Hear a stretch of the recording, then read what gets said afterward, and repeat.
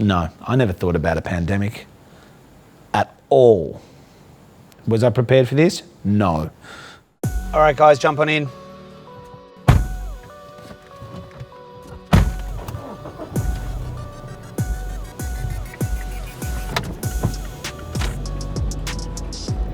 It just fucking feels so weird. It's always a traffic jam here. It's always clogged all hours of the day. But now it's not a person on it. Straight up, shoot a cannon. Not gonna hit anybody.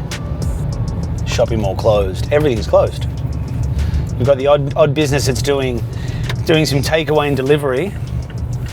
But you've got to think how many people are there that are now jobless. This is Main Street, Oberoi, Eat Street. Not much eating going on anymore.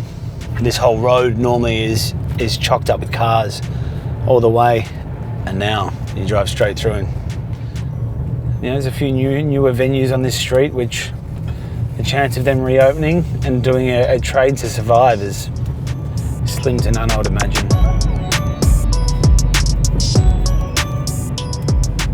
Domino's Pizza, probably one of the busiest places on the island right now. Another famous restaurant, Mama Son, Will and Andrew have closed this up also. These guys are all just waiting for tourism to come back. We rely 95% on tourism. This is a big problem. It's a big problem for the Indonesians. It's a big problem in particular for the Balinese, because there's no tourism, there's no money. All right, let's do this.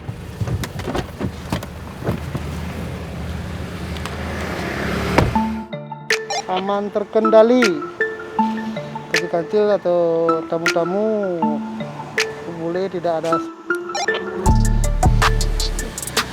Halo Bapak, keng kabare? Om Swastiastu. So the beach is closed? Yeah, closed. Yep. Yeah. No walking, no running. So your job here is to stop the people to go to the beach. Job, security area from Banjar. I see Bule try to access the beach, yeah? Yeah. Boleh go to beach, want to go beach or it's tired. Sleep in villa only, is tired. Yep. If boleh go to the beach for just relax. To try and relax. Yeah, sure. Yeah. No, it's closed. Okay. Good luck, yeah? Yeah, thank you. Good luck. Makasih, ya. Yeah.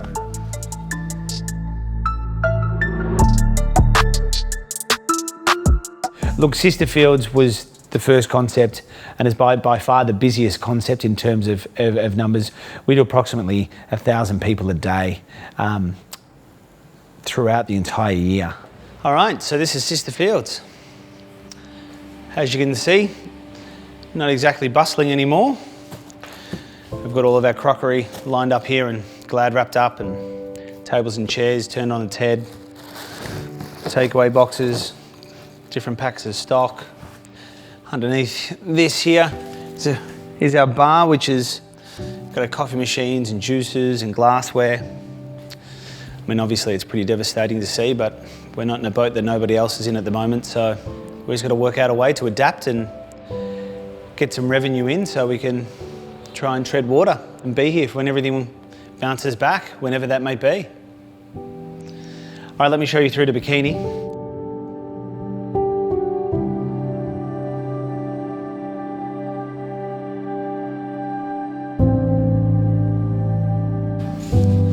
So, as you can see, it's not really looking much like a courtyard.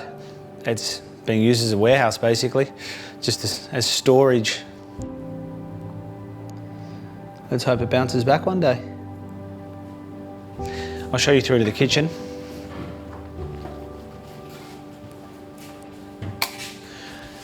This is one part of the kitchen, which would be the main area where most of the creativity comes from. But as you can see, there's not much creativity going on these days, unfortunately.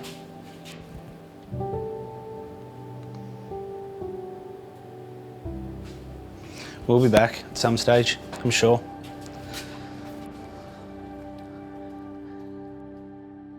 Look, I was in crisis mode 1st of March.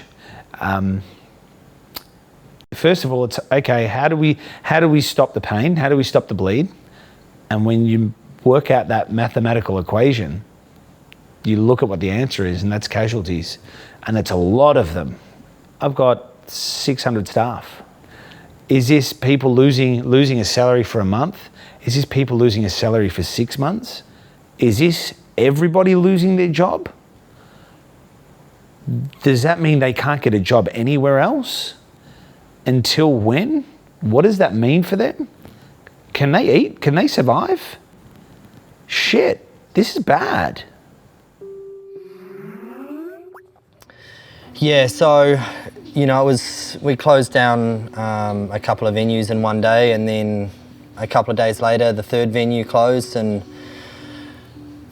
by that stage, the writing was on the wall. So it was very, that was when it really sunk in that we weren't really going to be able to continue with any of the brands, Closing one was heartbreaking enough. Two, that afternoon was, again, another big blow, and then, when we closed the doors on Bikini, that was when it really hit home, and it was a very emotional day, should we say. I never imagined like this. I mean, to be honest, I don't want to imagine because it's really hard. I don't want to imagine, to be honest, but it is what it is, It's really hard for me. It's hard because if I stuck at home, for me, if myself, no problem.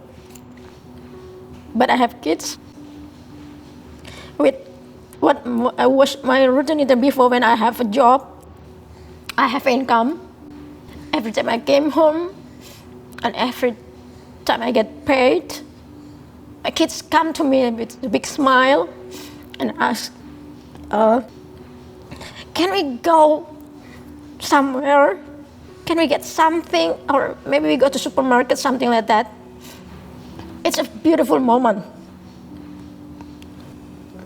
But now, every time they're asking like that, I cannot answer.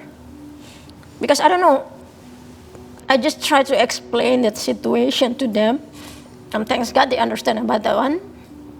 So, I think, I'm sorry. That is my situation right now.